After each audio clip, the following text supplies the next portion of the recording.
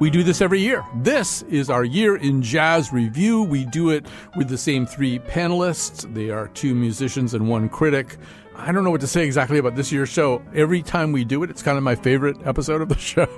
This might be the case as well. I always learn about so much music that I had not been aware of.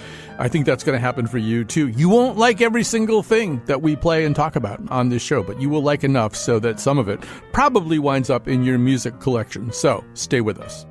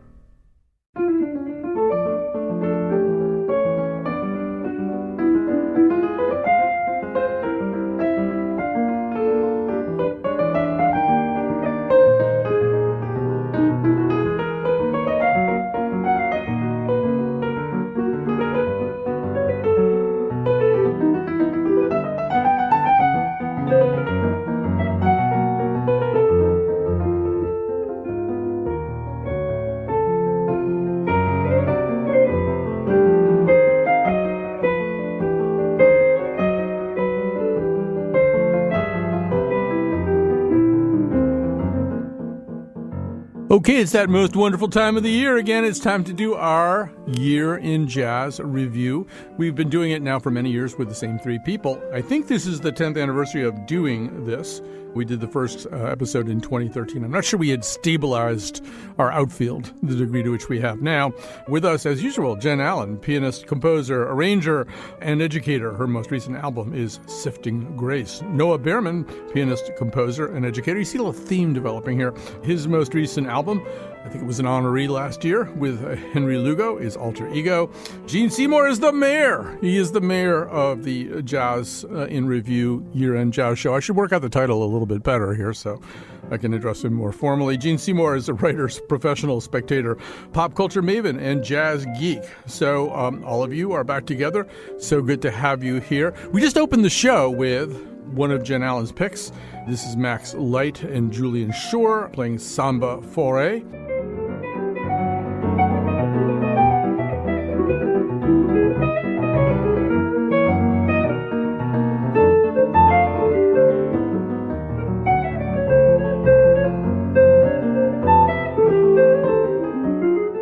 So, Jen, tell us about this. I should say that on the broadcast version of the show, each of the panelists has three different picks that you'll hear.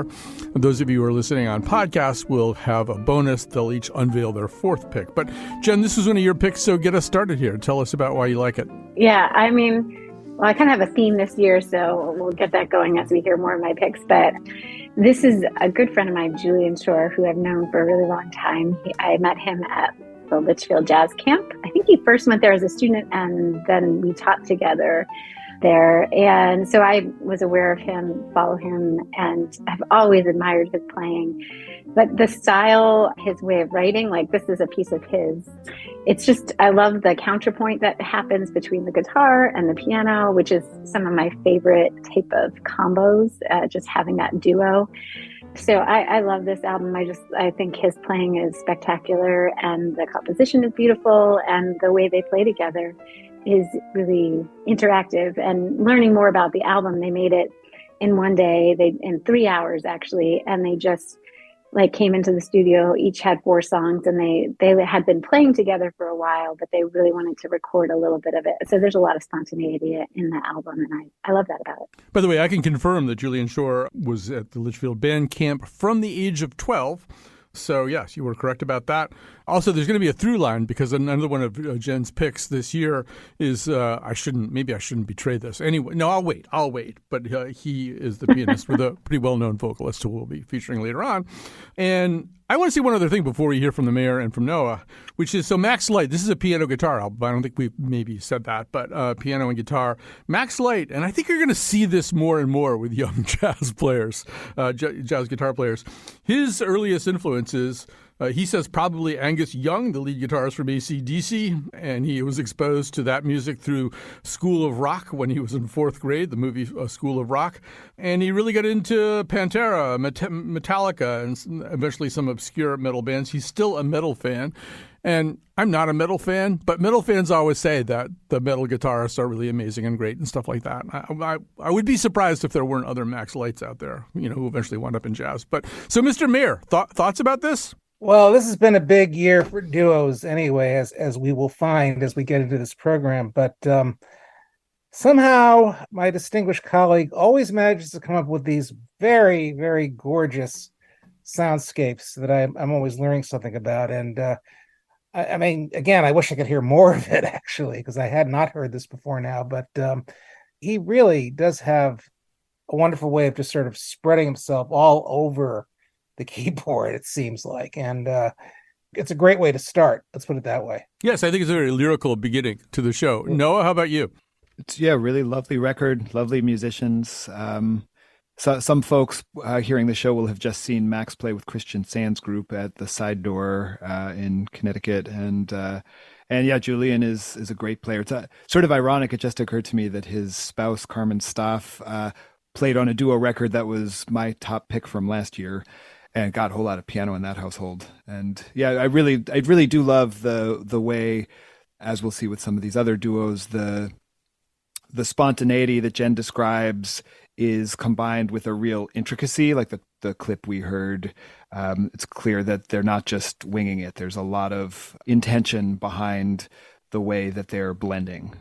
And engagement. Deep engagement. Yeah. As we'll see from all these duo albums. This is a lot of fun to listen to. So, Noah, we're going to go straight from there to one of your picks. I think Kenny Barron has been honored over the last 10 years on this program multiple times. Maybe not as many times as Ryan Keberle, but it would be close. You want to say a little bit about the cut? This is What If from the album The Source. You want to set it up? Originally from one of his albums from several decades ago.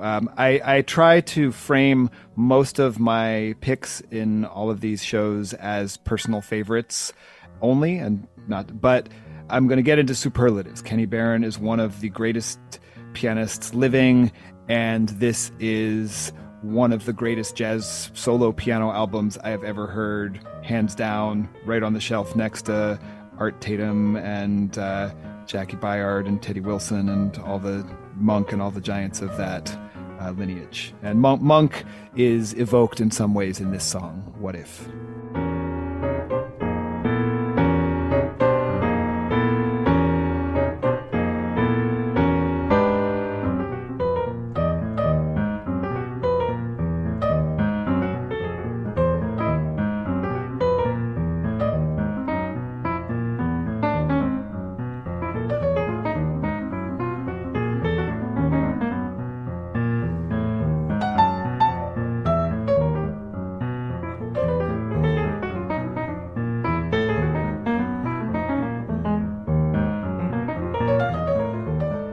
I would say, Charles Dudley Warner supposedly said, if you don't like the weather in New England, wait a minute. And in this 6-minute cut, I mean, if you don't like what you're hearing for 1 minute, wait a minute, because he just goes so many different places, and I think he brings in a lot of the styles that you were talking about, Noah. But Jen, you're the pianist, not me, so talk to us about this. Masterfully done, right? Like, this is when you listen to a master pianist, there's something that you can't really put your finger on. It just sounds like ease and creativity flowing through them. And I always love Kenny's style, the way he improvises. But his dexterity is really incredible as well. And the compositions are really beautiful. I hadn't heard this before Noah brought it up, so it was really great to kind of start checking it out. Yeah, I'm a huge fan of his, and this is an amazing album.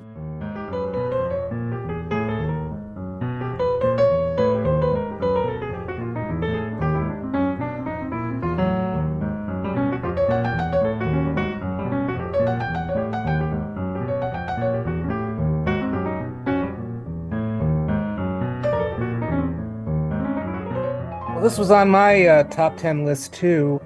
The thing about solo piano, it always sounds like it's an easy thing to do, but if you listen to him over the years, and I've listened to him pretty much most of my life, you can always tell certain pianists when they play behind other musicians and the things they bring to the group and the way they comp, as the phrase goes, the way they sort of bring stuff in. But when he's writing solo like this, he uses every inch and every space and every corner of whatever it is he's saying.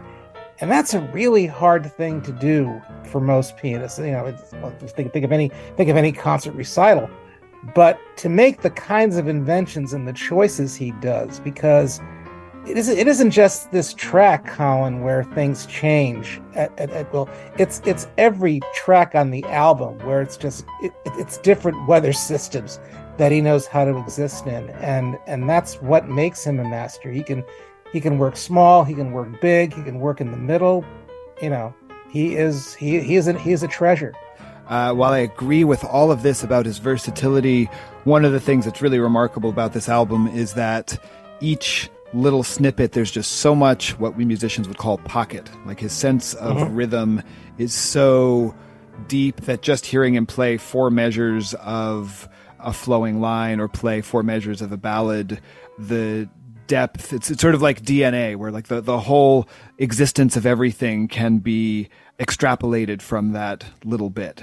We're going to move on here to what might be my favorite album of the ones introduced to me by this group. This is by a violinist, Sarah Caswell, jazz violinist. This is a pick by the mayor, Gene Seymour.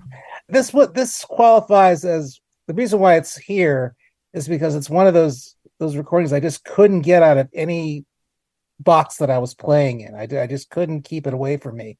It was all so infectious, maybe the wrong word. But Sarah Caswell has played in all kinds of groups and all different kinds of people, whether it's Henry Threadgill, whether it's Esperanza Spalding. She's even played with some guy named Bruce Springsteen. And the versatility is all here on this album and the different things she does. But, what some people are funny about jazz violin. They either love it or they hate it. I love it, and I love this album a lot because, again, every single track had something to lose myself in, and this is one of them.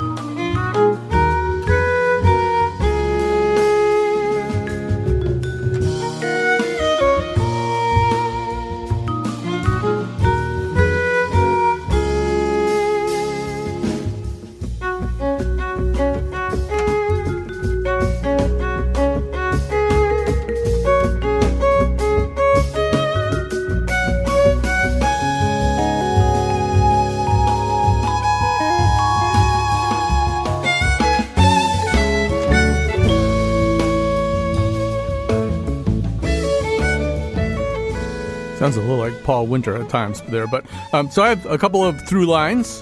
One of them is that the vibes that you hear there, and they really cut loose later on the track, are by Chris Dingman, a 2020 honoree of the year in Jazz in Review, whatever the hell this show is called.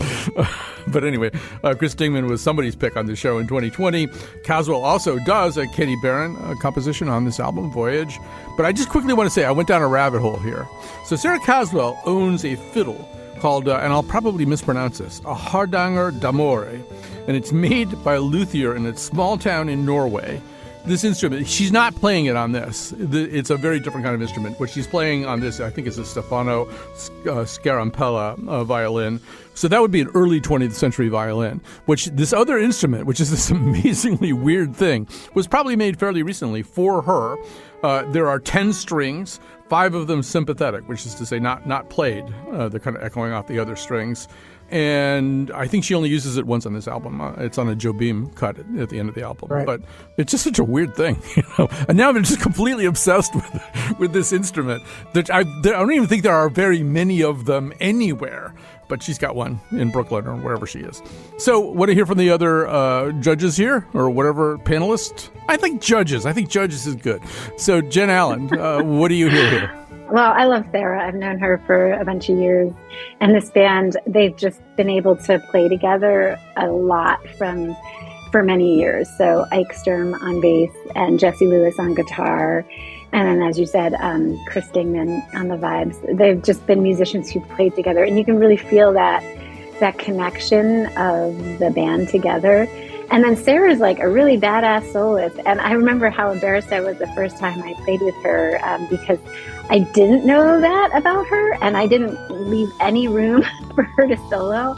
And when there was one point when she did, I was like, I am so embarrassed. I had thought somebody said she didn't solo, and I misheard. Anyway, she's an extraordinary violinist. So yeah, this whole album is wonderful and made by wonderful people, I should say.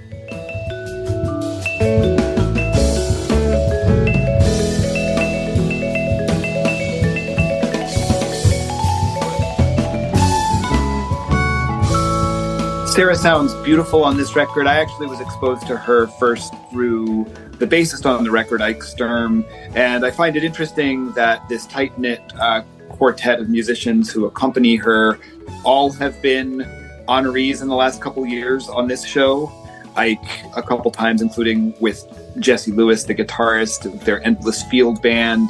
Jared Schoenig, I think, was one of Jen's picks last year, and Chris Dingman has been my pick on a couple occasions. And you can really hear the warmth and rapport that they all have with one another. It's one of the things I enjoy most about this lovely record. We'll take a little break right now. This is The Year in Jazz on the Colin McEnroe Show. I think that's what it's called, The Year in Jazz on the Colin McEnroe Show. Something like that. We'll take a break. We'll come back with this wonderful panel after this.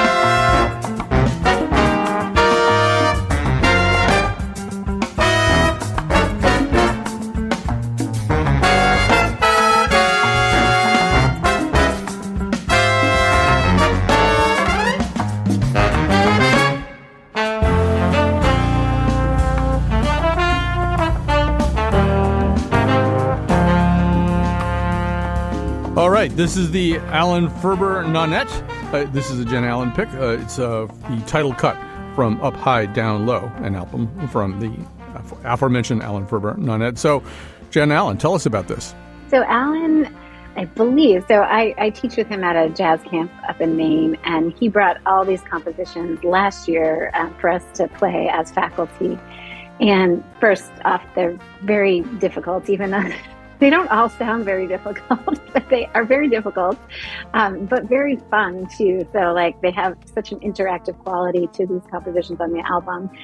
But Alan is one of those people who just, kind of lives and breathes music. So he's always just wanting to try new things. And he got asked to write music or a song for a video game, like a very famous video game. And so he wrote this one song, and it was in this configuration, and then he ended up writing all these other songs around the album. That's what I believe is the story behind it. But anyway, great songs, great compositions. I met him through the BMI Jazz Composers Workshop, which he co-directs with Andy Farber. And so he is just a wealth of knowledge of big band writing and composition in general, and just an excellent trombonist. And I love this album. You know, there's some years where there's like somebody who's kind of the Zelig of this show. He's going to turn out to be this. He's like all over all kinds of other projects, I think, that we're talking about, or projects related to those projects.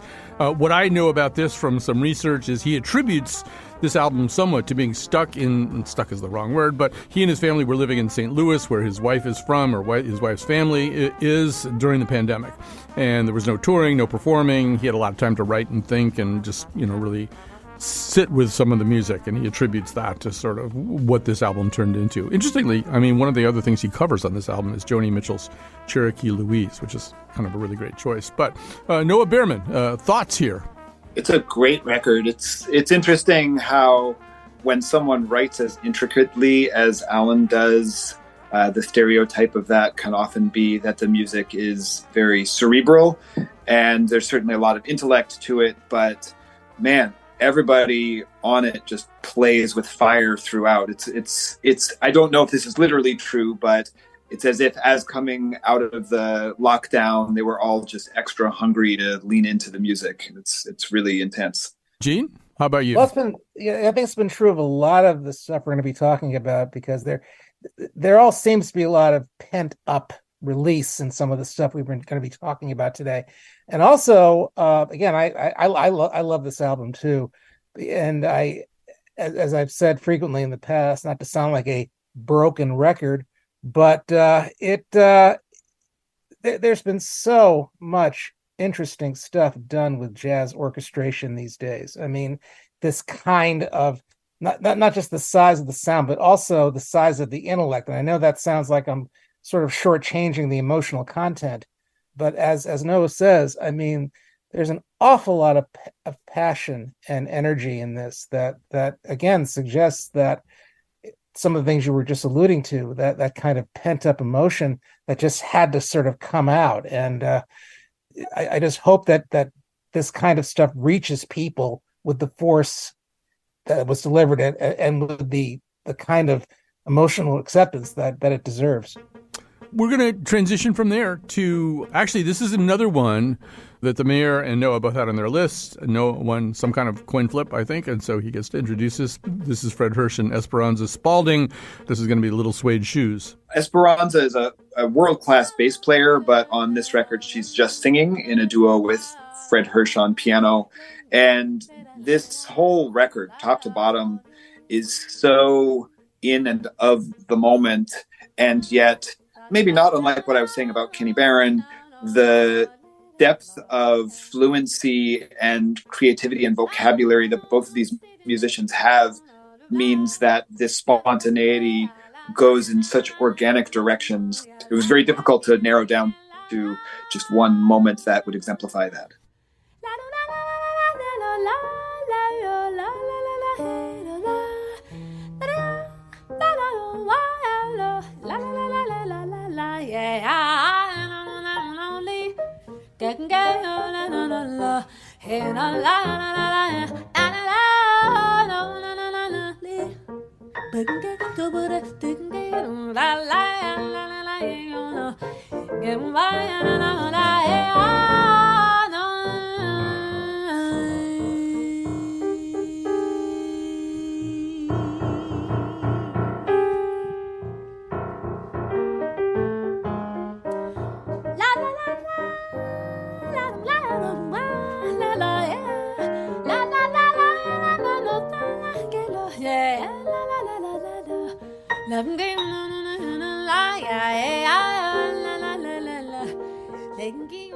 I just want to say a couple of things real quickly here. So I'm late to all of these parties, but I discovered Esperanza Spalding when she performed in a tribute to Stevie Wonder, who we'll be talking about later, at least on the podcast episode, at the White House. And she was amazing. She sang Overjoyed, played bass and sang. And I developed a theory that President Obama had a harmless crush on her, that like every once in a while Michelle would just kind of give him a dope slap if he got too moony watching her. But she's such an incredibly talented person, and it is interesting to hear her putting down the bass. And the other thing I wanted to say, and Mr. Mayer, maybe you can chime in about this too, because like later in the song, she's really funny. She kind of does an Ella Fitzgerald. She starts singing to them instead of scatting. She starts putting real words in there, and she starts singing to the audience about sort of what they're doing and where they are, and she doesn't lose the melody at all, and she really has them laughing at a certain point. I hadn't realized she was funny, Gene. As people who find when they get this, I mean, her verbal inventions are such that she takes something like Girl Talk, that old 60s ring-a-ding chestnut, and turns it into a whole disquisition about the male gaze, the male everything, and the presumptions of men to sort of assume what women have to say about themselves or each other. And as I've said to many people, as you can imagine, over the years I've been writing about jazz, people always ask me, what record should I buy that would get me into jazz? Well, this year I would say, this is the album you need to get a friend of yours who wonders, what's the big deal with jazz, or even what jazz is, because this album, of all the new ones I've heard, will answer all of your questions and then some, just what it is. But it doesn't really have to be just one album. You could buy 5. I could. Well, Colin, we can have a whole show. I can give you all 5 of them, right? Chapter first. But no, I won't do that. With my little swing shoes,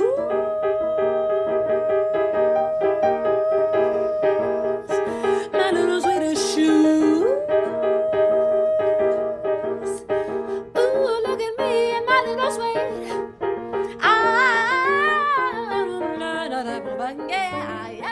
And Jen Allen, how about you? Well, I've loved Esperanza Spalding since she first came out. I love how she writes music, and she's just expanded as an artist. She can do the stuff like sing kind of Stevie Wonder songs, but she can also write an opera with Wayne Shorter and do all sorts of stuff. And so she's so versatile and just so artistic. And I think she lives in that real artistic mind of that comes first. So you can see, as in this song where she's talking to the audience, she really also appreciates the audience and knows how to entertain and knows how to draw them into the music. And we haven't talked about Fred Hirsch, but Fred Hirsch is a spectacular pianist. And as we said before, playing solo piano is like kind of running around naked and trying to be confident. It is. Solo piano is really, really exposing, and people who are masters of the piano, jazz piano, like Fred, know how to do it really well. And so this is a beautiful album. It really is. And Fred Hirsch is, I think, somebody who really kind of defines his mission really, really broadly and tackles all kinds of really interesting projects. I think he might have done some albums where he set poems to jazz music, I think. Maybe even like a Walt Whitman thing or something. Anyway, by the way, Mr. Mayer, I wanted to say there's another, maybe not super well-known jazz singer named Jenny Evans, who has also tried to rehabilitate the song Girl Talk. I don't know that she does it quite as gracefully as Esperanza does, but as does somebody else we'll be talking about later on. She did it too, actually, a few years back. So yeah. Right. And that somebody else will temporarily remain a mystery. But meanwhile, we're going to segue into our third cut of this segment. This is a Gene Seymour pick, Mr. Mayer. This is somebody else who's made many appearances on these end-of-the-year episodes, Cécile McLorin-Salvant. That's the one. And I'll just quickly say, I finally have turned into the kind of person who, over the course of the year, will sort of stick a pin in things as they happen and go, that's going to come up in December. And when I started to hear this, I just put that pin in. I probably put something up on Facebook about it or something. But anyway, here we go. We're going to hear, I have to do my French, I guess, because that's the key here. We'll talk about it maybe after the cut. Et si on dit que l'homme vivant. My French teacher would not be happy with the way I just did that. Tout est affaire de décor, changer de lit, changer de corps.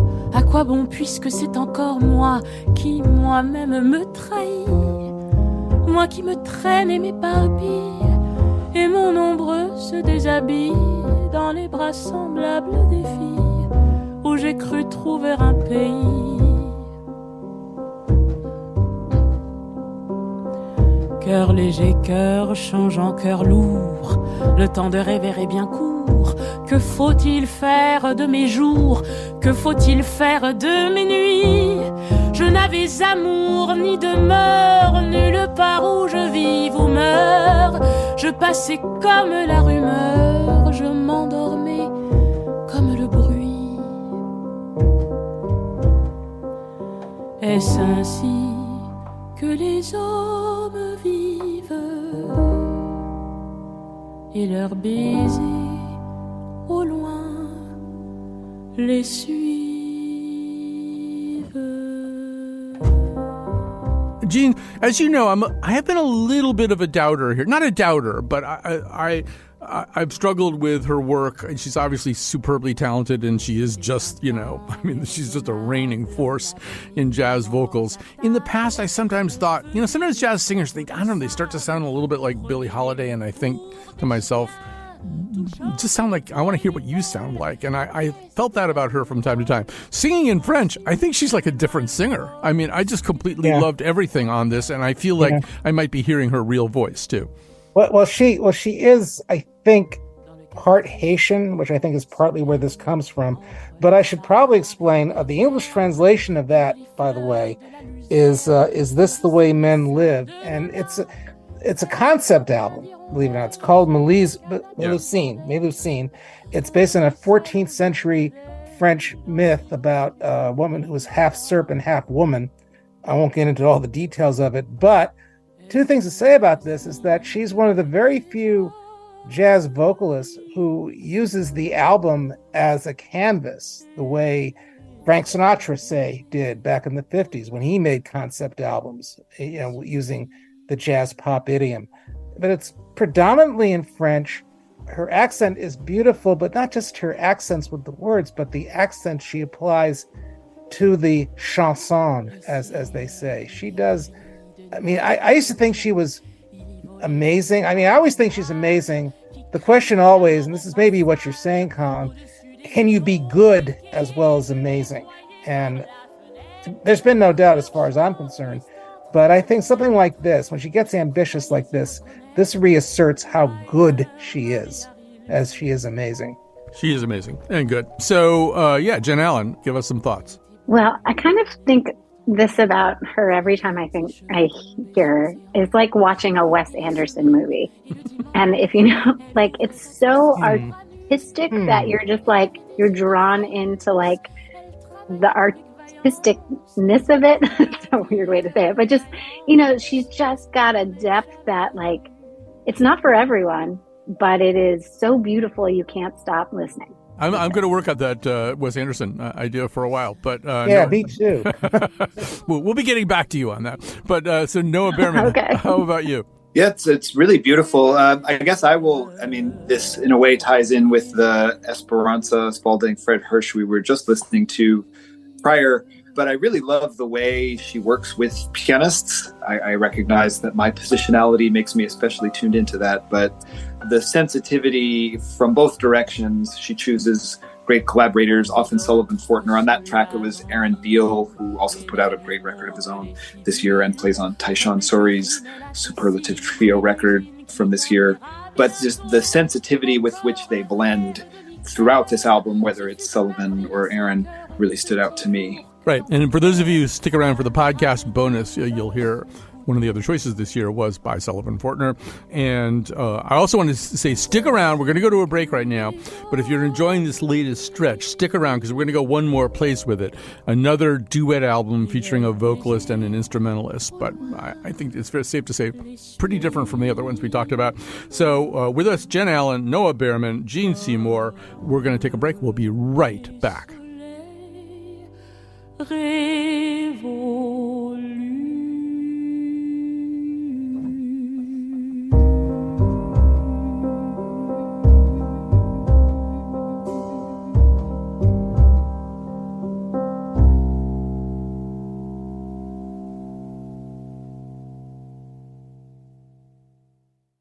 We're back. The technical producer of today's show is the one and only Kat Pastor. The producer of this show is Jonathan McPants. With us, Jen Allen, Noah Behrman, Gene Seymour, the all-star outfield of our Year in Jazz show every year. We're going to begin this segment with a Jen Allen pick.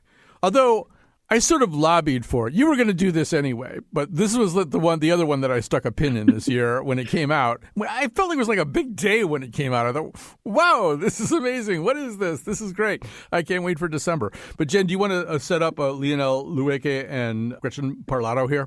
Sure. I love Gretchen Parlato and Lionel. I like both of them separately. Them together, I find, is a great collaboration of musical stylings.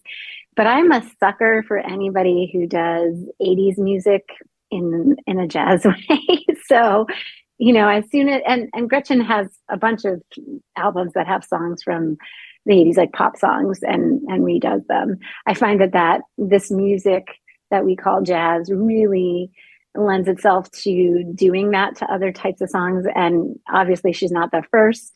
So many other people. We're going to actually hear another one as my fourth pick. It's another kind of pop song. But this is it just gives new life to music. And I love hearing people's creativity with the way they hear a song. They hear it a different way and they can share it in their unique way. And when it comes across and it just hits right, it feels good. And that's why this was a pick of mine. I do want to say they also do a Foo Fighters song on this album, which you would not have predicted that necessarily if you knew anything about either one of them. But this is I Miss You from the album Lean In by Gretchen Parlato and Lionel Lueke. Thought I heard your voice yesterday when I turned around to say that I loved you. Then I realized that it was just my mind playing tricks on me. It seems colder lately at night, and I try to sleep with the lights on every time the phone rings. Pray to God it's you. I just can't believe that we're through. I miss you. There's no other way to say it, and I can't deny it. I miss you. I should say that Lionel Lueke played live on the Colin McEnroe show in 2011. We were in the lobby of the Study in New Haven during the International Festival of Arts, Ideas, and Pancakes, and he just hopped in and started playing and singing. It was really great. So, Gene, let's talk about this a little bit. We should say that this album ranges around a little bit, too. This is recognizably a song with lyrics and stuff like that. At times, though, they're just she's kind of scatting or singing a melody anyway without words, and he's doing those kind of little clicks and yips and stuff like that along with just instrumentalizing with us. And so the songs, they're kind of all over the place, but they're also very, very unified. But Gene, love to hear your thoughts. Well, that's very much in the same spirit of the Esperanza, what I call Hirschperanza, that we just listened to. But I have a confession to make. It has taken me a while to get on the Gretchen Parlato train. I have resisted getting on until now. I was won over in large part by that interplay and in large part by some of the inventions she does here, which, I've heard her do elsewhere, but this album really did kind of pull me all the way in. I really appreciate the kinds of things she does, and especially with the words that you alluded to earlier, with the way she uses the words. And the possibility she's able to milk out of unlikely material. It was a big surprise for me, this one. I did not expect to get waylaid by this. Yeah, because this original song is not that great. The original is kind of cheesy, especially now. It's very outdated. So it's great. Right. That's right. You know, Noah, the mayor used the word interplay, and I think that's a great word here. I mean, they're just so tight with doing this thing that you don't even quite understand sometimes how they're doing what they're doing. But they both know exactly what they're doing in a very exciting way. They really do. And it's interesting. I've been paying attention to both Gretchen and Lionel since they were pretty early in their careers. When I first heard Lionel, it was about 20 years ago, and he was playing really high-level modern straight-ahead jazz. And I actually use him often as an example for students of someone who became extremely proficient within the tradition and then used that as a foundation for developing an extremely personal sound. And so their interplay is based on many years of rapport and at the same time on the rigor with which they've developed their skills and their sound. So we are going to go from there. As long as you have the floor, Noah, we're going to go to one of your picks. This is Anthony Branker and Imagine. Yeah, Anthony Branker is a composer. He used to play trumpet until a medical catastrophe led him to go full-time into composing and teaching in the late 90s. And he deserves a lot more attention, though those in the know recognize what an extraordinary track record he has. And this song, which features some great playing by Walter Smith on tenor, is also has some spoken word with a poem by Langston Hughes. Yeah, so you'll hear Alison Crockett is the spoken word artist who's doing the poem. The poem is I Too Sing America, which is sort of his incorporation and maybe also a slight gentle rebuke to Walt Whitman. I too sing America. I am the darker sister.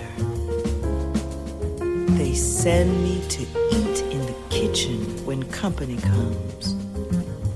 But I laugh and eat well and grow strong. Tomorrow I'll be at the table when company comes. Nobody'll dare say to me, eat in the kitchen then. Besides, they'll see how beautiful I am and be ashamed. I too am America. I should say this is, I think, one of two songs that have that kind of a vocal or spoken word element in it. I think the rest of it, correct me if I'm wrong, Noah, but I think the rest of it is just the septet playing. You are not wrong. Yeah. Yes, that's correct. And I got a degrees of separation thing. So he doesn't play on this cut, but one of our 2019 honorees, Remy LeBoeuf, plays a lot on this album. And another degree of separation, Alan Ferber has recently been playing in Remy LeBoeuf's big band. So it's all connected is what I'm saying. So with that in mind, Jen Allen, I'd love to hear your thoughts. Yeah, well, the jazz world is pretty small, so there's a lot of people who are interconnected. But funny enough, I had not heard of this album, this artist. So it was a nice introduction to listen to it. And then knowing, I think it's Fabian on piano, right? And so there's a lot of other musicians that we know on the album, and it was great. I absolutely loved it. And I love being introduced to something new. So, it's not just the listeners who are maybe finding some new things. It's hard to find all these different artists, and this is an amazing album. So I was happy to find it. Thanks, Noah. All right. And Mr. Mayor? Well, usually it's Jen who comes up with something out of left field that I hadn't heard before. And this year, it's this one. As with you, Jen, I was not familiar with this until I'd heard it. And I got to hear some more of it in preparation for this. And I love the interplay. Again, getting back, I hate to use that word again and again, but with just the instrumentalists. But also, if you're going to start playing with spoken word stuff, you really have to know what you're doing. And you really have to pay attention the way you pay attention to each other when you're playing music. And I think that this whole album has that kind of attentiveness, to each of the mediums that they use. I really appreciated that. I too am America. I too am America. I too sing America.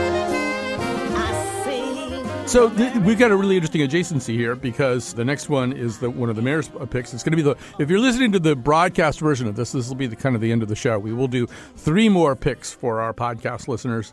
But I mean, Gene, I think one thing that's kind of interesting about this, after Noah said what he said, this next artist is a Canadian artist. I don't know how to say his last name. Do you know? Is it Darcy James Argue? Argue. No, it's Argue. Argue, just like what we do. Just like Argue. That's like Argue. Like what we do. So Darcy James Argue's Secret Society. He's another guy. I don't think it's for a medical reason, but he started out as a pianist. I don't think he plays any piano on this album. I think he's sort of composer, band leader, conductor on this album. So it's kind of a similar thing where I could talk a lot about this album. I don't think anybody wants to hear that. But here's Gene's pick. It's Code Breaker.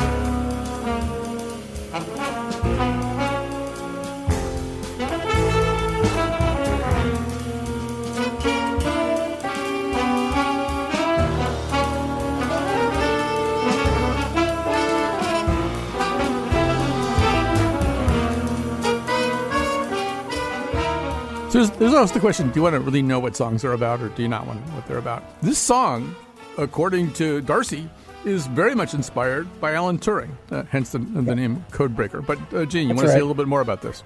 Well, the name of his band, his ensemble, is Secret Society, and that choice of name sort of betrays Argue's fascination with secret systems and codes and things like that. One of the band's previous albums was called Real Enemies, which was talking about the culture of surveillance. But it isn't just about that. I mean, it gets into some serious thematic stuff, but it's fun. That's the thing about these arrangements. They're just fun. That at the beginning. I mean, it actually, not to put too fine a point on it, swings. And having that kind of intellectual free-for-all, I mean, it's reflected in the play itself, obviously, but to have that kind of mindfulness, but also being able to just sort of peel out and just contain and do that kind of catch and release thing that the best and tightest big bands do, can be very exciting. And I thought this was one of the more exciting albums of the year. It's great that this is coming at the end of the broadcast because there's a lot of degrees of separation, to Jen's point, the small world of jazz. Alan Ferber, you heard his nonet earlier, co-produced, I think, all the songs on this album. Ryan Keberle, the trombonist, who is a multi-time honoree on this program, plays trombone. The trumpet player, Nadia Norhaus, who wrote South Shore, the Sarah Caswell song that we played here earlier, and wrote it specifically for Sarah Caswell. She also appears on this disc. And then Cecile McLaurin-Salvant comes on at the end to sing a song about Mae West, or inspired by Mae West. So, and Sarah Caswell's on here too. Yeah, well, Sarah Caswell's on there too. So it's kind of like it's the end of Saturday Night Live. Everybody's just kind of out on stage taking bows and hugging each other and stuff like that. But yeah, Noah, some thoughts about this? As Jen can attest to, one of the best gifts as a composer is to have great musicians interpret your music. And on this one and on Anthony Branker's record, you hear that in practice. And I was really thrilled to see that Darcy's record got nominated for a Grammy, because it really is just an intricate, intense, beautiful work of art from top to bottom.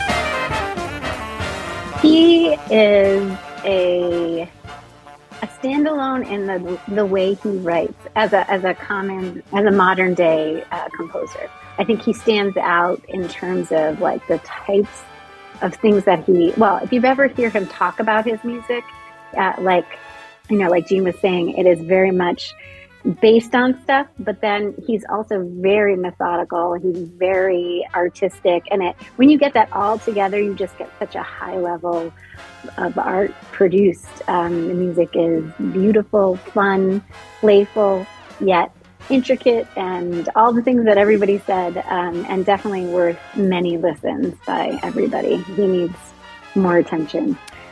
Such a great composer. By the way, I don't know if we said the title of the album. It's Dynamic Maximum Tension. I think that title also is a little play on the first song, which is Dymaxion. Dymaxion, of course, was the teardrop-shaped car developed by Buckminster Fuller, which, by the way, appeared in Hartford one night for the premiere of Gertrude Stein's opera Four Saints in Three Acts. That car pulled up outside the Wadsworth Athenaeum. That is a piece of trivia that will be of interest to absolutely no one. But we're going to... That's a nice bow tie. Yes. Very nice bow tie. There you go. We're going to end the broadcast portion of our show here, and we will come back with more if you're listening to the podcast. Otherwise, thanks to our wonderful panel, Noah Behrman, Jen Allen, Gene Seymour, and we'll see you and hear from you, and you'll hear from us next year.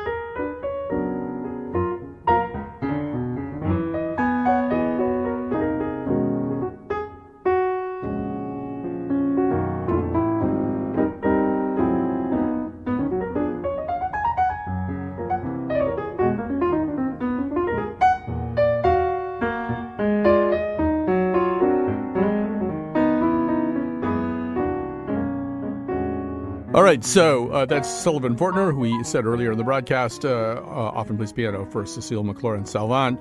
This is Solo Game, his third solo album. I'm assuming most of you recognize this song, Don't You Worry About a Thing, from Stevie Wonder's Intervisions album. I should say, if you're the podcast audience, you're staying after class. The broadcast audience has been dismissed, but we're doing a bonus segment for you with Gene Seymour, Noah Behrman, and Jen Allen.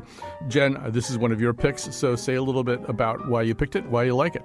Well, I'm a pianist, as we know, and I listen to this and I'm like, how the heck does he do all that? Like, just how does he hear all those ideas? Like, it is amazing how he just hears all these intricate lines.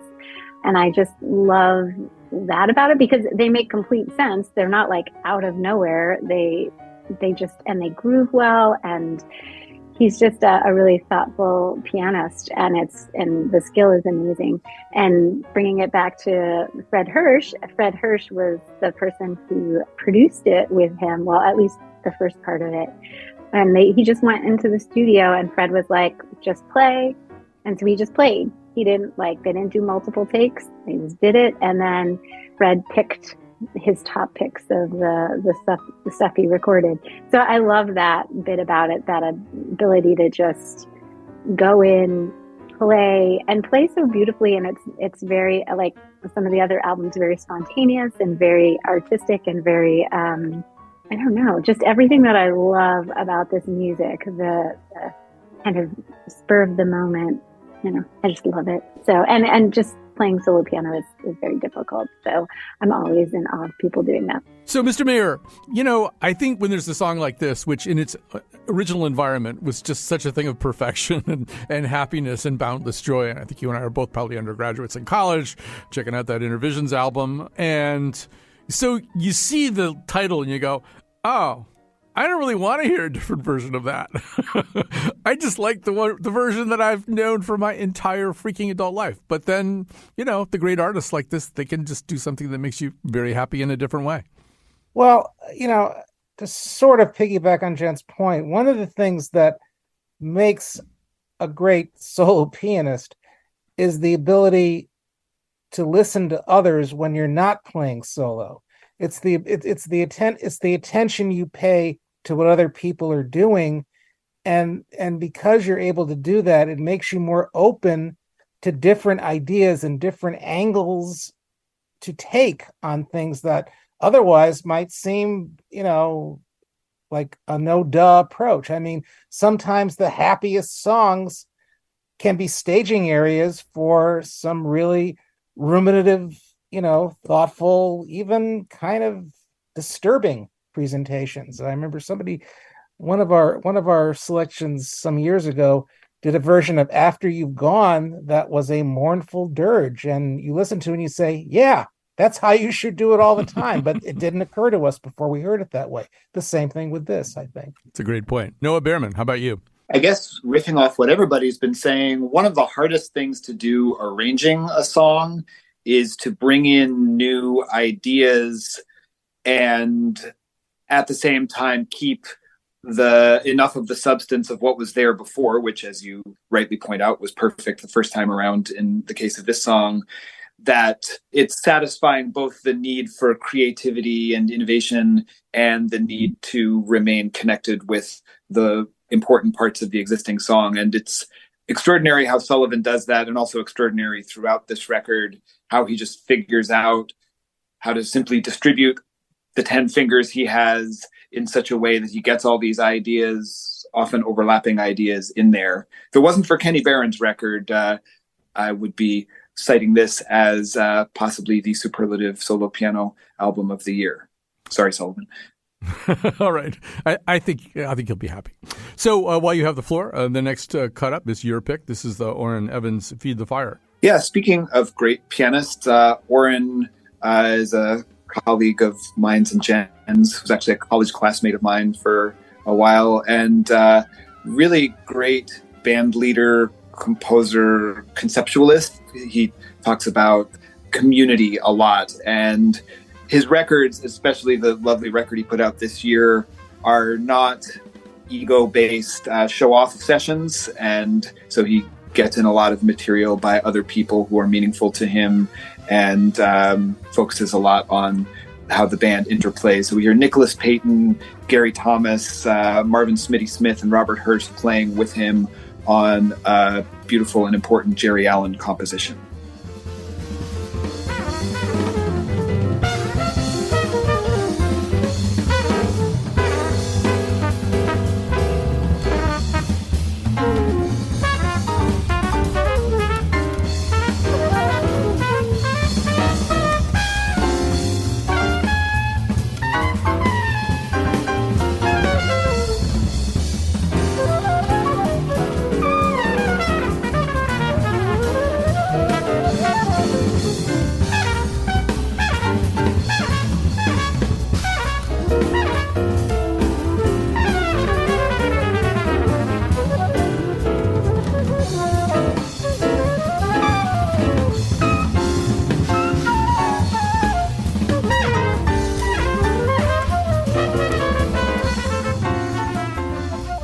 Right, I have to quickly tell this because it just came up in my research.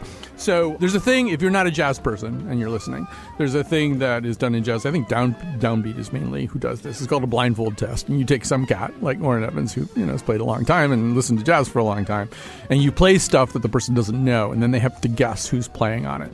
And Orrin Evans has done this more than once, but he told this story the second time he did it. He said, I'll tell you a funny story.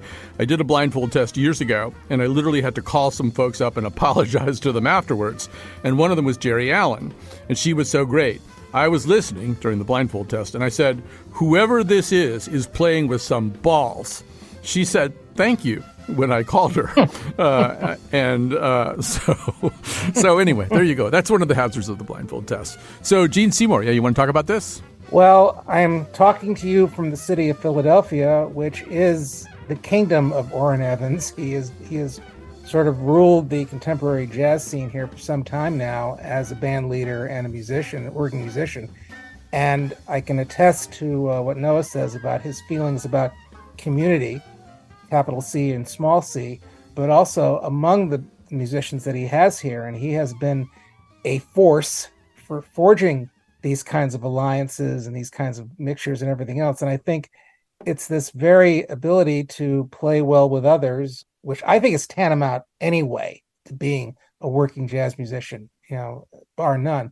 But he really does have, and this album, I think, which was great, which I also liked a lot, is sort of like the ultimate Orrin Evans experience in terms of having as many people as possible, bonded together to bring about an effect that makes you feel, this coheres and this comes together.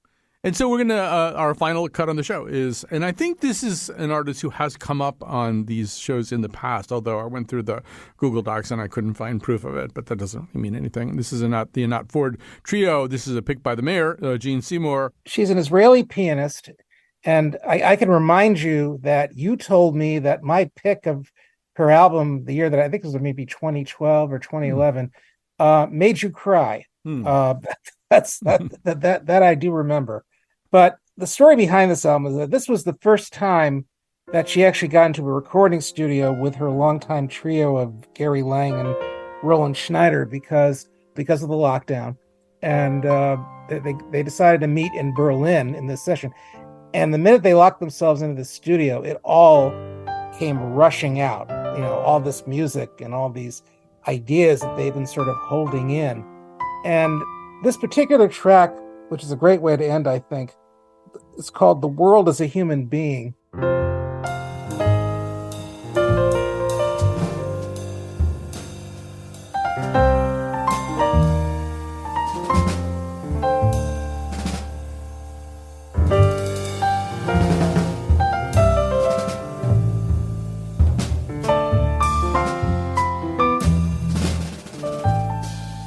I've kind of been in touch with Anat in the last year or so, given what's been happening in Israel, which is where she lives.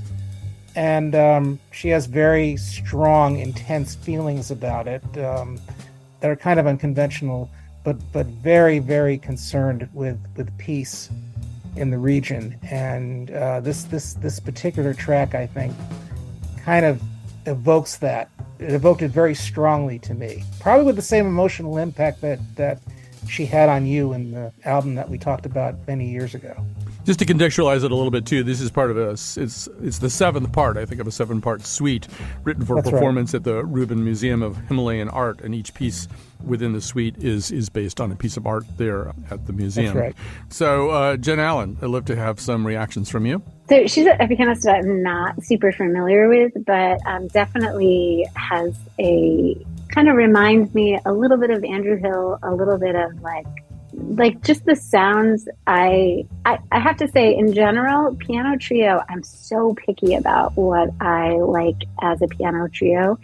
And it's nice when I hear something that's refreshing and new to my ears that I haven't checked out. So I really am excited about this album to check out further, because pianists can sound the same. Like, there's a lot of pianists that sound the same out there. And there's something that, a saxophonists and trumpeters can sound the same too, but something about piano in particular that people play the same, they improvise the same, they kind of choose the same kind of chord progressions.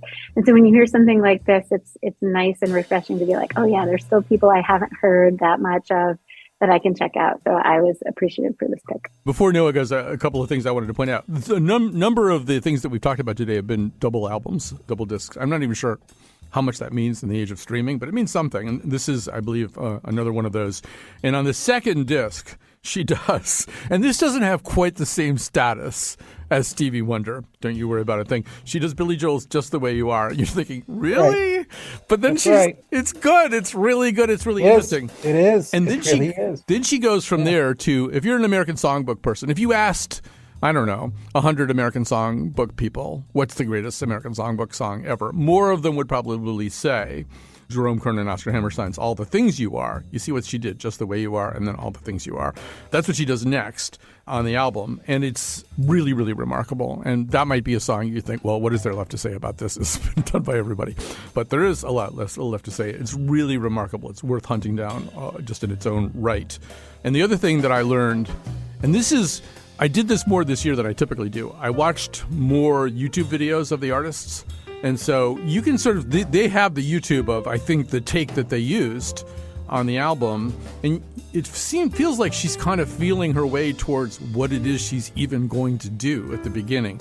But the thing that I especially liked is that rather than counting her band in, she went, ready, engage, which makes me think she might be a Trekkie, which is another thing to like about her. Anyway, Noah, enough blathering from me. She's a beautiful pianist. I had friends who went to college with her, so I've been aware of her music for quite some time. And it's interesting. I hope this is not too tangent.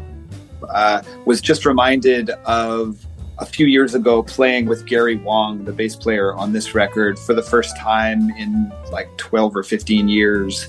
And it was literally getting together with an old friend, but it was also figuratively, you talk about jazz interplay as conversation, and it was as if no time had passed. It was just the intimacy and communication and rapport just manifested immediately. And given how tight this trio is, I found it really beautiful to hear the sonic manifestation of that kind of return to togetherness that this session represented.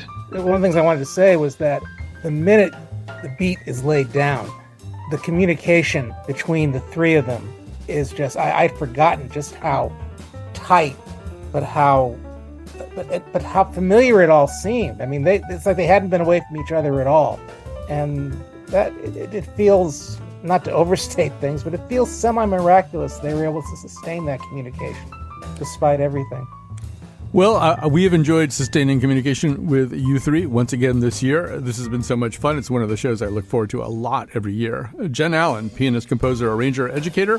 Most recent album is Sifting Grace. Noah Behrman is pianist, composer, and educator. His most recent album with Henry Lugo is Alter Ego. Gene Seymour is the mayor of the Year in Jazz on the Colin McEnroe Show. Writer, professional spectator, pop culture maven, and jazz geek. Thanks for listening, and engage.